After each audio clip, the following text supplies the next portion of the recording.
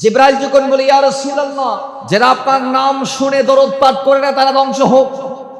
আমার নবী বলে আমিন। তৃতীয় তাকায় গেলেন রাসূলুল্লাহর কদমে, জিবরাইল বলে ইয়া রাসূলুল্লাহ সাল্লাল্লাহু আলাইহি ওয়াসাল্লাম, ও মদিনাওয়ালা রাহমাতাল লিল আলামিন, আল্লাহর এই জমিনে যে উম্মতরা রমাদান পেয়ে নিজের গুনাহকে মাফ করাইতে পারবে না তারা ধ্বংস হয়ে যাক। রাসূলুল্লাহ বলে আমিন। তাহলে বোঝা গিয়েছে রমাদান পেয়ে যারা নিজের গুনাহ মাফ করাইতে পারবে না তাদের বদদুয়া, তাদের ধ্বংসের জন্য বদদুয়া জিবরাইল দিয়েছে, আমার নবী আমিন বলেছে। কি মানা? তার মানে বোঝা গিয়েছে রাসূল যেহেতু আমিন বলে ফেলেছে সেটা বেলাশক আল্লাহর দরবারে কবুল হয়েছে। তো জিবরাইল ও আমার নবীর এই বদদুয়া থেকে যদি আপনি আমি বাঁচতে চাই, ফর্মুলা একটাই, রমাদানকে কাজে লাগাতে হবে। জোরে বলি সুবহান। মাহে রমাদানুল মুবারকের আগমন উপলক্ষে আমাদের করণীয় কি, এবং যে মাসটি আমাদের মাঝে আসছেন সে মাসটা কেমন মাস, এই মাসের সাথে আল্লাহ পাক আমাদেরকে কেন জড়িয়ে দিয়েছেন, এই মাসে আমরা কি কাজগুলা করব, কি কাজগুলা করব না, এ ব্যাপারে আমরা ইনশাআল্লাহ আজ্জা ওয়া জাল্লা ধারাবাহিকভাবে আলোচনা করব। আল্লাহ পাক আমাদেরকে মাহে রমাদানুল মুবারকের যে ফায়ুজ ও বারাকাত আছে, যে রহমত, বরকত, মাগফিরাত, নাজাতের নেয়ামত আছে, সে নেয়ামত রাজি আল্লাহ আমাদেরকে লোফে নেওয়ার, মানুষে মাহে রমাদানুল মুবারকের জন্য অপেক্ষা করার তৌফিক দান করুন। সকলে পড়ি আমিন। আমরা সবাই জানি আল্লাহর এই সৃষ্টি জাহানে যত মাস আছে, কথা বলেন, যত মাস আছে তন্মধ্যে সবচেয়ে দামি মাসের নাম হচ্ছে মাহে রমাদান। জুড়ে বলি সুবহানাল্লাহ। সবচেয়ে দামি মাসের নাম মাহে রমাদান। এই মাসের ব্যাপারে ইমাম গজালি সহ, গৌসে আজম আব্দুল কাদের জিলানী সহ আরো অসংখ্য অগণিত আল্লাহর ওয়ালিরা এই মাসের ব্যাপারে ভিন্ন ভিন্ন মত পোষণ করেছেন। বিশেষ করে এই মাসকে আমরা যদি লালন করতে পারি, এই মাসকে যদি আমরা কাজে লাগাতে পারি, তাহলে আল্লাহ রাব্বুল ইজ্জা আমাদেরকে কি দিবেন। ইমাম ইবনে জাওজি বলছেন যে আল্লাহর এই জমিনে ইয়াকুব নবীর 11 জন সন্তান ছিল ইউসুফ ছাড়া। কতজন? 11 জন। আল্লাহর এই জমিনে ইয়াকুব নবীর 12 সন্তানের ইউসুফ ছাড়া বাকি 11 ভাইয়ের অন্তরে বিদ্বেষ ছিল যে তাদের আব্বা সবচেয়ে বেশি মোহাব্বত করে তাদের ছোট ভাই ইউসুফকে। কাকে? ইউসুফকে। বাবা মনে হয় ইন্তেকালের পরে যা আছে সম্পদ সব মনে হয় আমার ভাই ছোটটার নামই লিখে দিবে এবং তাকে সব কিছু দিবে, আমাদেরকে কিছু আমাদের বাবা দিবে না।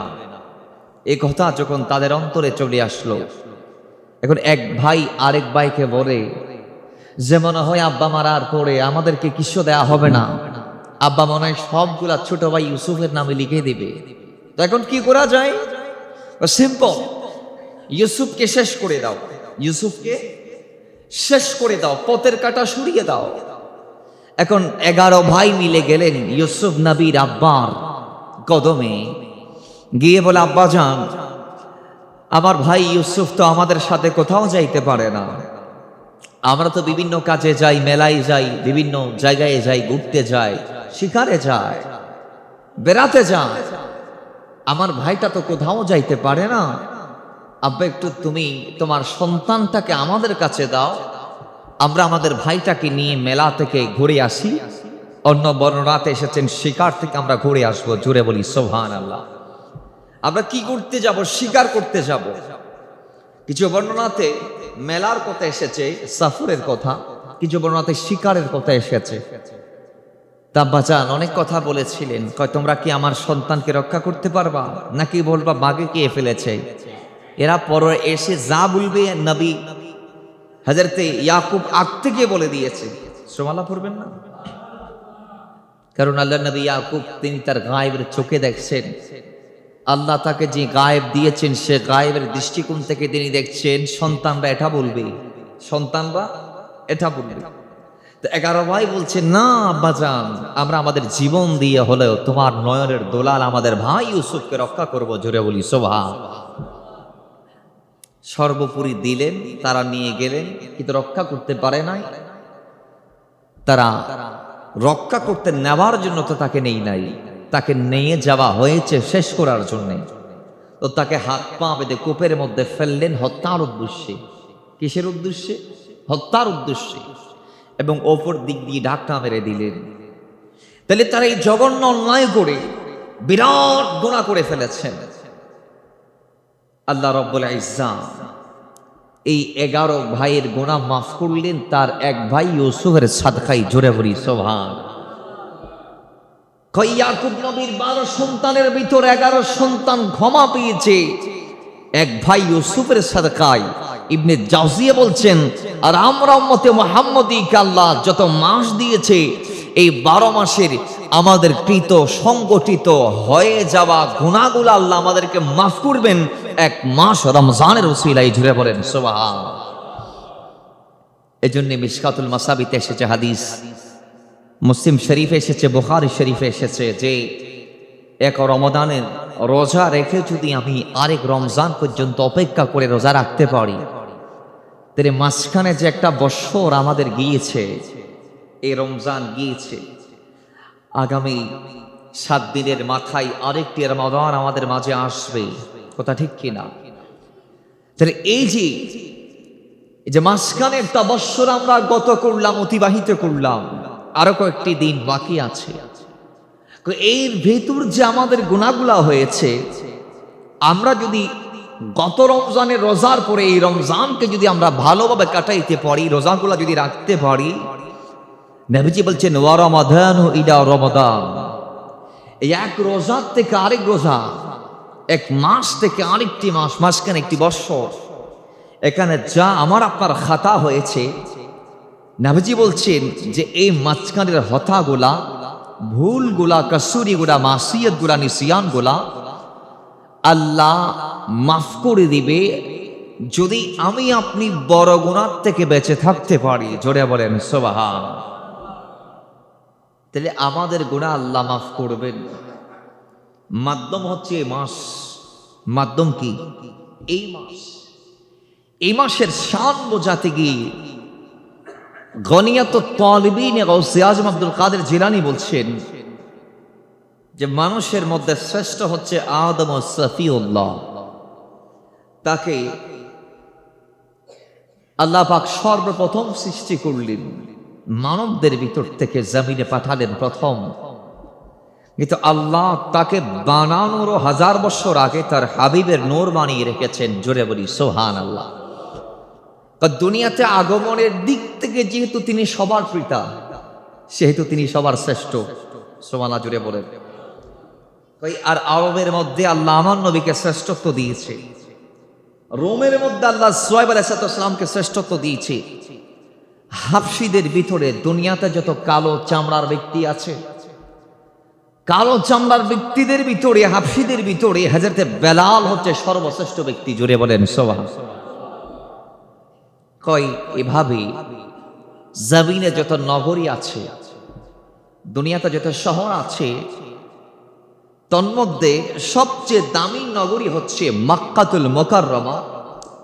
আর দুনিয়াতে যত উপত্যকা আছে, তন্মধ্যে শ্রেষ্ঠ উপত্যকা হচ্ছে বাইতুল মাকদাস। এবং আল্লাহর এই জমিনে যত দিন আছে, তন্মধ্যে শ্রেষ্ঠ দিন হচ্ছে ইয়ামুল জুমা, তথা আজকের এই দিন। আর শ্রেষ্ঠ রাত হচ্ছে কদরের রাত। এবং আসমানি যত কিতাব দুনিয়াতে এসেছে, জমিনে যত কিতাব রচনা হয়েছে, তন্মধ্যে সর্বশ্রেষ্ঠ হচ্ছে কোরআনুল কারীম।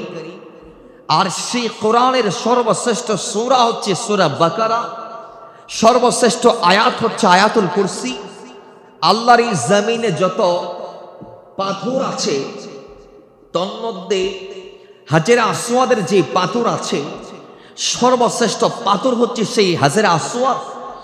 এবং জমিনে যত কূপ আছে, তন্মধ্যে সর্বশ্রেষ্ঠ কূপ হচ্ছে জামজাম। দুনিয়াতে যত লাঠি আছে তন্মধ্যে সর্বশ্রেষ্ঠ লাঠি হচ্ছে মুসা কালিমুল্লাহর লাঠি, এবং দুনিয়াতে যত আংটি আছে তন্মধ্যে সুলাইমান নবীর আংটি হচ্ছে সর্বশ্রেষ্ঠ আংটি।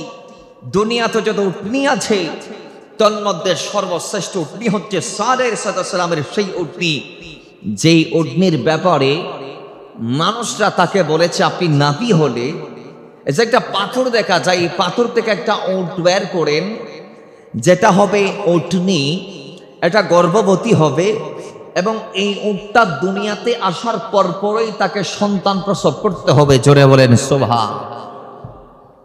ঈসা আলাইহিস সালাম দোয়া করেছিলেন, আল্লাহ আমার উম্মতরা আমার থেকে মুজিজা স্বরূপ এটা দেখতে চায়, তো তুমি দান করো আমাকে, যেটা আমার নবুয়তের সত্যতা প্রমাণ দিবি। সুবহানাল্লাহ পড়বেন না? বাবারা আমার ঈসা আলাইহিস সালাম দোয়া করেছেন, আল্লাহ কবুল করে নিয়েছেন। নবী ঈসা আলাইহিস যখন বললেন আল্লাহ পাথর থেকে একটা উটনি বের করো, আল্লাহ বের করলেন।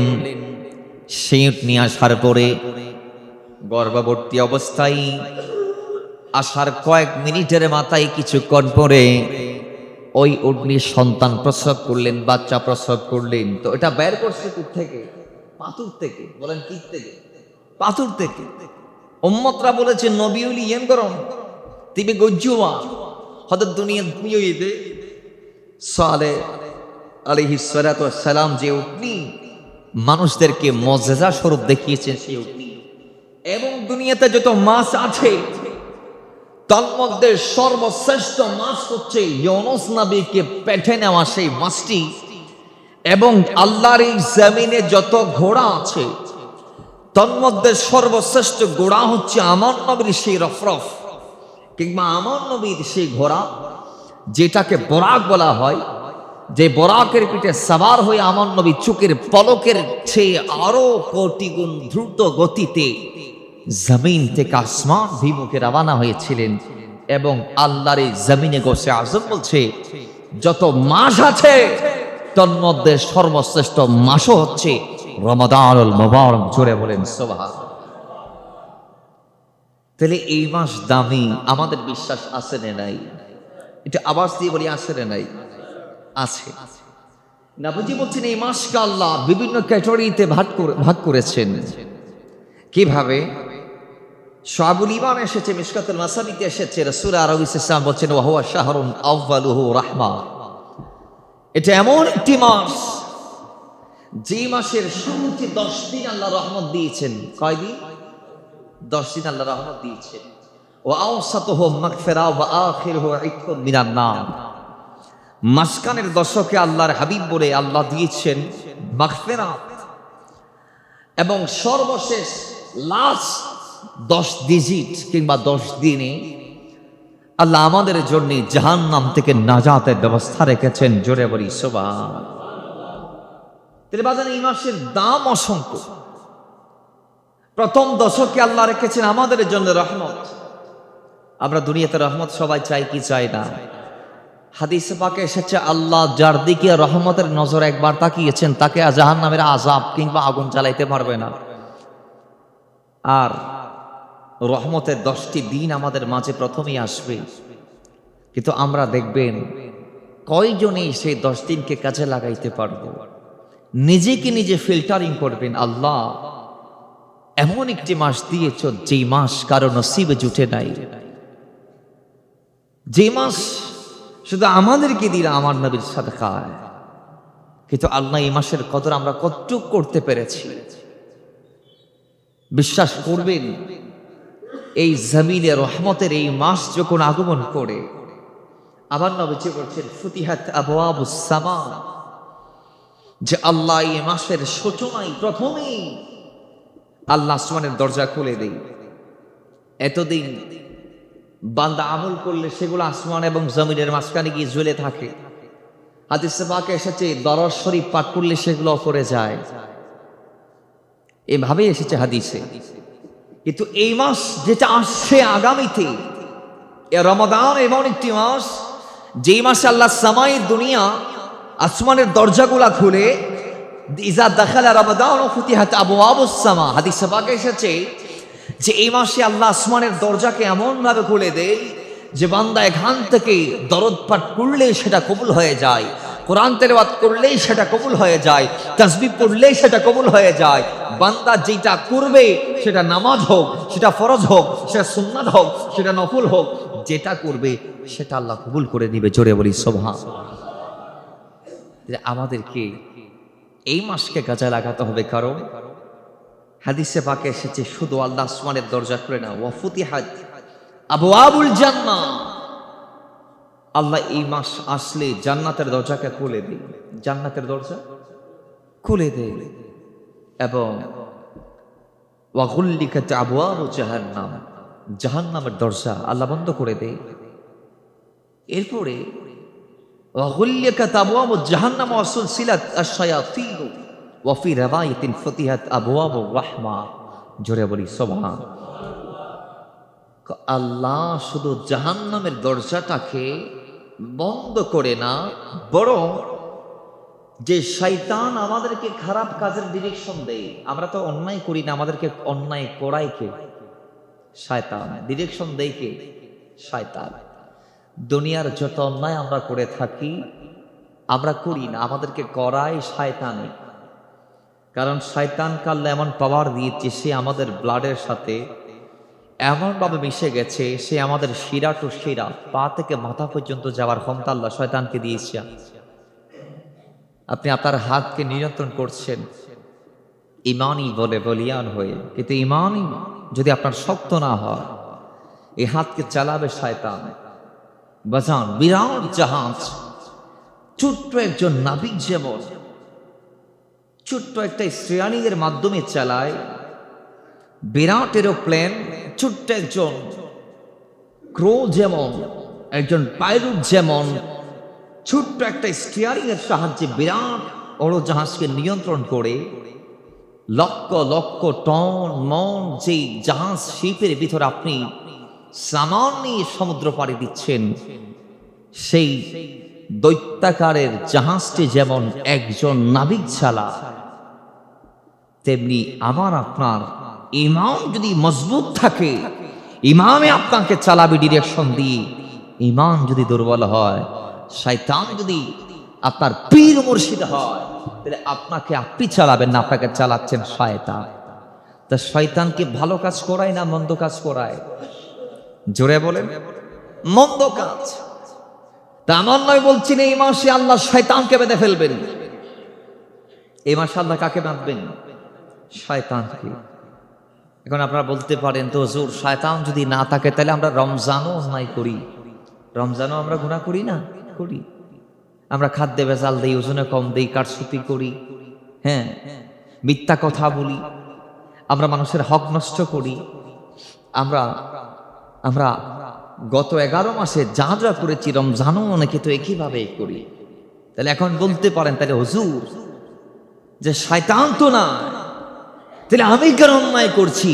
ভাইরে, ওই যে শয়তান আপনার অন্তরে থাকতে থাকতে থাকতে থাকতে অন্তরটাকে এমন ভাবে মরিচিকা যুক্ত করেছে যে এখন ভালো আর আপনার ভালোই লাগে না, ভালো আর আপনার ভালোই লাগে না। মন্দ জীবনভর করতে করতে মন্দটা রক্তের সাথে, ব্লাডের সাথে, হাইসিয়তের সাথে, বডির সাথে, আপনার আপাদ মস্তকের সাথে এটা মিলে গেছে, মিশে গেছে, মন্দের সাথে আপনি একাকার হয়ে গিয়েছেন। বিদায় রমজানেও আপনার ভালো কাজ করতে মন চায়। এটার জন্য ফর্মুলা কি? কিভাবে নিজেকে এখান থেকে বেরিয়ে আনবেন? একটা ফর্মুলা, তওবা ইস্তিগফার। একটাই ফর্মুলা, আস্তে আস্তে করে অল্প অল্প করে ভালো কাজ করার চেষ্টা করেন। বাজান, আপনি দেখবেন আজকে যদি আপনি এক ওয়াক্ত পড়েন নামাজ, এক ওয়াক্ত, কয় ওয়াক্ত? দেখবেন আগামীকালকে আপনার 2 ওয়াক্তে পড়তে মন চাইবে, পরশু আপনার 3 ওয়াক্তের দিকে মন যাবে। আজকে যদি 10 টাকা দান করেন, কালকে মনটা চাইবে আজকে আর 5 টাকা বেশি দান করি, 15 টাকা দান করি। আজকে যদি 1 পৃষ্ঠা কোরআন পড়েন, আগামীকাল আপনার মন চাইবে 1টা পৃষ্ঠা আগামীকাল আমি বাড়াই পড়ি, এটা চাইবে মনে। কিন্তু আজকে যখন আপনি একটা অন্যায় করে ফেলবেন, সাহস বেড়ে যাবে, মন বলবে 2-4টা বাড়াই করবো আগামীকালকে। তো মূলত আমরা তো 11 মাসে শয়তানের তাবেদারি করেছি, যার দরুন শয়তানের ডিরেকশন মানতে মানতে মানতে মানতে এখন শয়তানের আর ডিরেকশন দেওয়া লাগে না, আমরা নিজে নিজে বড় বড় একজন শয়তানের গেছি, যার দরুন আমাদের রমজান মাসটাও গাফেলাতির সাথেই কেটে যায়। বাবার আমার আল্লাহর নবী হাদিসে পাকে বলেন, রমজান মুবারক যখন জমিন থেকে বিদায় নেই, জিবরাইল আমিন তখন আগমন করে জমিনের মধ্যে। জিবরাইল আমিন ধ্বংসের জন্য দোয়া করেছিলেন। রাসূল আরবীদের দিন মিম্বরে প্রথম কাতারে পা দিলেন, রাসূল আমিন বললেন, দ্বিতীয় কাতারে পা দিলেন, আমার নবী আমিন বললেন, তৃতীয় কাতারে পা দিলেন, তৃতীয় থাকের মধ্যে পা দিলেন, রাসূল আমিন বললেন। এইবারে 3 বার যখন রাসূলুল্লাহ আমিন বলেছেন, সাহাবায়ে কেরাম কিছু বুঝে নাই। আল্লাহ নবী গাছ শেষ করলেন, সাহাবায়ে কেরাম জিজ্ঞেস করলেন, ইয়া রাসূলুল্লাহ, মদিনা ওয়ালা রাহমাতাল লিল আলামিন, প্রত্যেকটা আপনি স্তরে স্তরে মিম্বরের প্রত্যেকটা স্তরে স্তরে আমিন বললেন, কারণ কি জানতে চাই? প্রথম তাক, দ্বিতীয় তাক, তৃতীয় তাকে 3 বার আমিন বলার পিছনের কারণটা জানতে চাই। আল্লাহ নবী বলে, শোনো আমার সাহাবীরা, আমি যখন প্রথম কাতারের মধ্যে পা দিলাম, জিবরাইল আমিন একটা বদদুয়া করলেন, আমি আমিন বললাম। দ্বিতীয় তাকের মধ্যে যখন আমি মদিনা ওয়ালা পা দিলাম, জিবরাইল আমিন একটা বদদুয়া করলেন, আমি আমিন বললাম। আবার তৃতীয় তাকের মধ্যে আমি যখন কদম দিলাম, জিবরাইল আমিন আমার উম্মতের জন্য ধ্বংসের একটা বদদুয়া করলেন, আমি আমিন বললাম। বদদুয়াগুলো এইভাবে জিবরাইল বলে, ইয়া রাসূলুল্লাহ, এই জমিনের মধ্যে যারা বৃদ্ধ মা বাবাকে পাবে, খেদমত করবে না, মা বাবাকে ছেড়ে দেবে, মা বাবার খেদমত বাদ দিয়ে স্ত্রীর খেদমত গ্রহণ করবে, অথবা হেলাই দুলাই জীবন কাটাবে, এইভাবেই বৃদ্ধ মাকে পেয়ে বাবাকে পেয়ে যারা জান্নাত হাসিল করতে পারবে না, আল্লাহর নবী তারা ধ্বংস হয়ে যাক। মদিনা ওয়ালা রাহমাতাল লিল আলামিন বলে আমিন। আল্লাহ তুমি কবুল করে নাও, জোরে বলি সুবহান। আমার নবী যেটাকে কবুল করতে বলেছেন সেটা বেলাসত, বলেন না বেলাসত। কেউ যদি বলে ওই নেন ইতের ইমান যাবে, আল্লাহর কসম, মদিনা ওয়ালার দোয়া আল্লাহ ফেরত দেয়। আমার নবীর দোয়াও করা লাগে না, আমার নবী যেটা চাই জমিনে আল্লাহ সেটাই করে, সেটাই হয়, জোরে বলি সুবহান।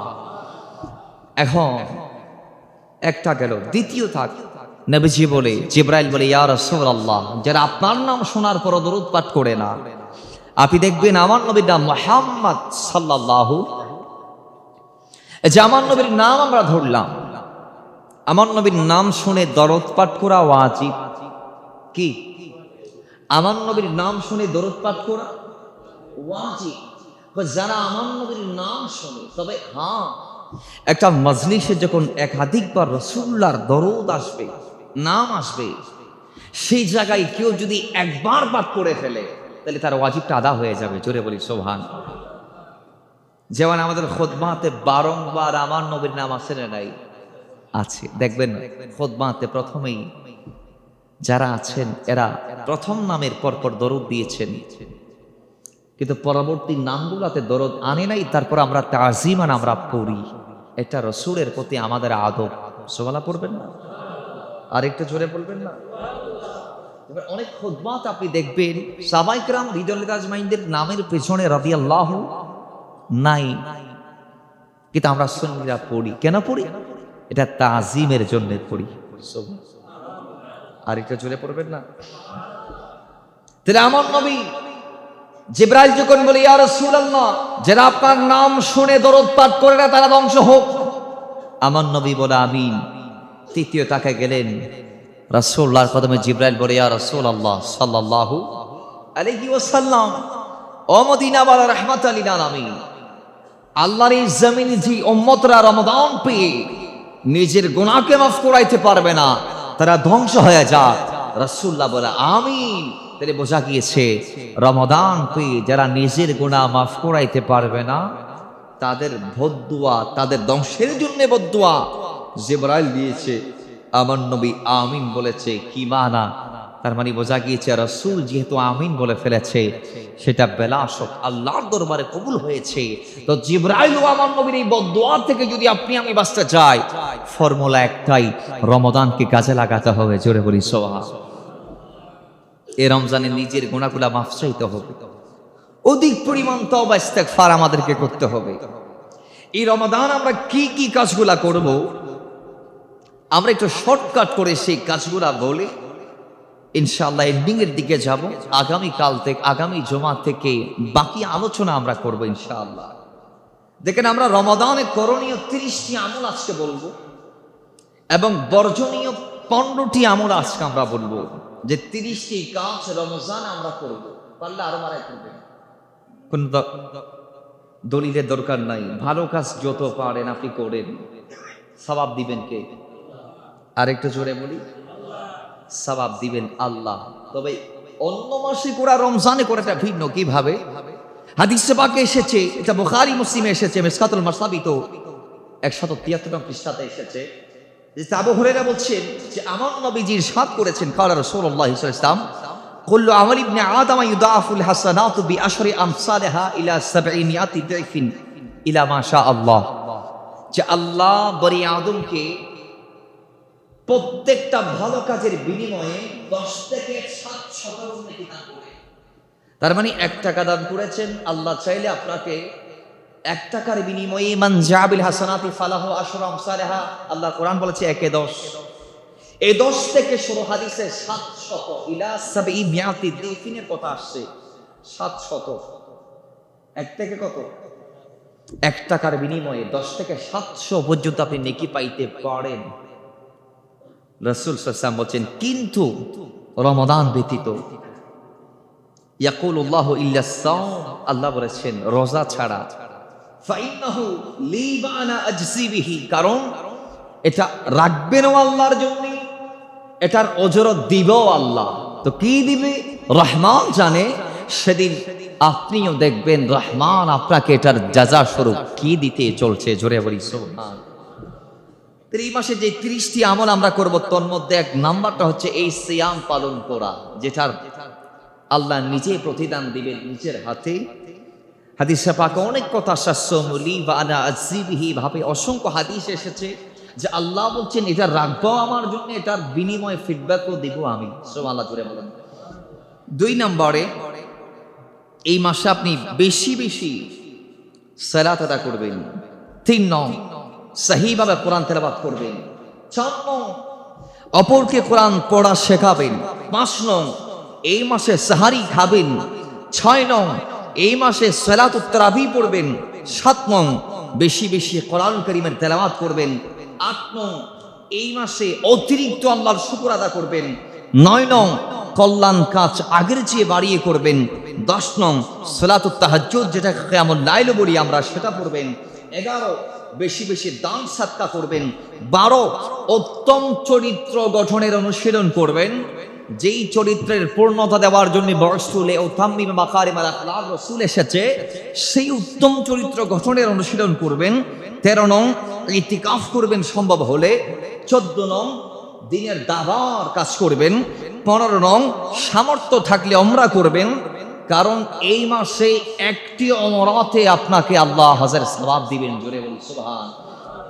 16 নং, এই মাসে লাইলাতুল কদরকে আপনি তালাশ করবেন। শেষ দশকের বেজুর রাতগুলাতে 21, 23, 25, 27, 29 এই রাতগুলাতে আপনি লাইলাতুল কদরকে তালাশ করবেন। এরপরে 17 নং হচ্ছে বেশি বেশি দোয়া এবং কান্নাকাটি করবেন। 18 নং, ইফতার করবেন। 19 নং, ইফতার করাবেন কিংবা ইফতার করার ব্যবস্থা করে দিবেন। 20 নং, তওবা এবং ইস্তিগফার পাঠ করবেন বেশি বেশি। 21 নং, তাকওয়া অর্জনের চেষ্টা করবেন।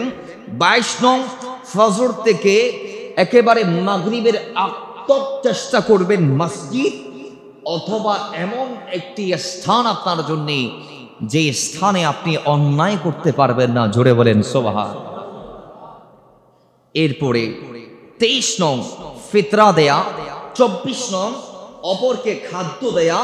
25 নং, আত্মীয়তার সম্পর্ককে উন্নীত করা। কিভাবে? যে আত্মীয়দের খবর আমরা নিতে পারি নাই, এই মাসে তাদেরকে ইফতারি পাঠাবেন, ঈদের হাদিয়া দিবেন এবং সাধ্যমতো তাদের পাশে দাঁড়াবেন। এভাবে আত্মীয়তার সম্পর্ককে উন্নীত করবেন। 26 নং, কোরআন অল্প অল্প করে মুখস্থ করার চেষ্টা করবেন। 27 নং, আল্লাহর জিকির করবেন ভারিয়ে। 28 নং, মিসওয়াক করার একটু প্র্যাকটিস করতে পারেন এই মাসে নিজের জন্যে। আপনার এই দাঁতের জন্য এবং রাসূলুল্লাহর সুন্নাহ আদায়ে এটা আপনার জন্য সহায়ক হবে। রাসূলুল্লাহ আমাদেরকে প্রত্যেকটা সুন্নাহ এমনি এমনি দেয় নাই, দিয়েছেন আমাদের কল্যাণের জন্য। সুবহানাল্লাহ জোরে বলেন। 29 নং, একজন আরেকজনকে কোরআন শোনাবেন, এটা রাসূলুল্লাহর সুন্নাহ। জিবরাইল আমিন আমার নবীকে শোনাতেন, আমার নবী জিবরাইলকে কোরআন শোনাতেন এই মাসে। 30 নং, চেষ্টা করবেন কোরআনের বঙ্গানুবাদ একটু একটু করে পড়ে বুঝতে, আমল করতে। 30টি কাজ আমরা করব, আর যে কাজগুলো আমরা বর্জন করব 15টি কাজ। তার মধ্যে 1 নং, যে আপনারা সিয়ামটাকে সৌমুল উমুমের মতো করে পালন করবেন না। সাইমুল উমুম যেভাবে রোজা রাখে, রোজাও রাখে, গীবত করে রোজাও রাখে, খাদ্যে ভেজাল দেই রোজা রাখে, 2 নাম্বারই করে রোজাটাকে রোজার মতো পালন করতে পারেন না। এইভাবে আপনি আপনার রোজাটাকে আদায় করবেন না, বরং আপনি আপনার রোজাটাকে আপনার বডির প্রত্যেকটা অর্গানের মাধ্যমে আদায় করবেন। কানের মাধ্যমে, চোখের মাধ্যমে, মুখের মাধ্যমে, হাতের মাধ্যমে, আপনার আপাদ মস্তকের মাধ্যমে, পায়ের মাধ্যমে চেষ্টা করবেন প্রত্যেকটা অর্গানকে হালাল পন্থায় রেখে, খারাপ কথা না শুনে, খারাপ কোনো সিনের দিকে দৃষ্টিপাত না করে, খারাপ কোনো শব্দ মুখ দিয়ে চয়ন না করে, খারাপ কোনো ধারণা অন্তরে না এনে আপনি চেষ্টা করবেন প্রতিটা অর্গান দিয়ে সিয়াম পালন করার। এরপরে 2 নম্বরে ধূমপান আমরা যাদের অভ্যাস আছে, একটু কষ্ট করে এই মাসটা, একটা মাস আমি চেয়ে নিচ্ছি আপনার কল্যাণের জন্য। এই একটি মাস চেষ্টা করবেন ধূমপান থেকে বিরত থাকতে, কারণ মানুষ যখন ধূমপান করে তার গাল থেকে দুর্গন্ধ আসে, ঠিক কি না? তাহলে আপনি কি দুর্গন্ধ নিয়ে মরার সামনে আসবেন? এই দুর্গন্ধ নিয়ে আপনি কি সিয়াম পালন করবেন? এই দুর্গন্ধ নিয়ে আপনি কি তাহাজ্জুদ তারাবি এগুলো পালন করবেন না? এজন্যে একটি মাস চেষ্টা করবেন ধূমপানটাকে শিথিল করতে বা ছেড়ে দিতে। 3 নম্বরে ইন্টারনেট এবং অন্যান্য যে জিনিসগুলো আমরা ইউজ করি, এটাকে যদি পারেন বন্ধ করেন, আর যদি বন্ধ করা পসিবল না হয় তাহলে এটাকে শালীনতার ভিতর নিয়ে আসতে হবে, যাতে এই ডিভাইস মোবাইল যাতে আমাদের জীবন থেকে, রমজান থেকে হালাল করতে না পারে। আমাকে আপনাকে যে মুসলিম হিসেবে সেদিকটাকে লক্ষ্য রাখতে হবে। এরপরে 4 নং, রাগকে সংবরণ করবেন। আমাদের সমাজে দেখা যায় রমজানে আমাদের মেজাজ কিটকিটে থাকে, উপসে থাকার কারণে মেজাজ একদম পাতলা হয়ে যায়, হালকাতেই আমরা রেগে যাই।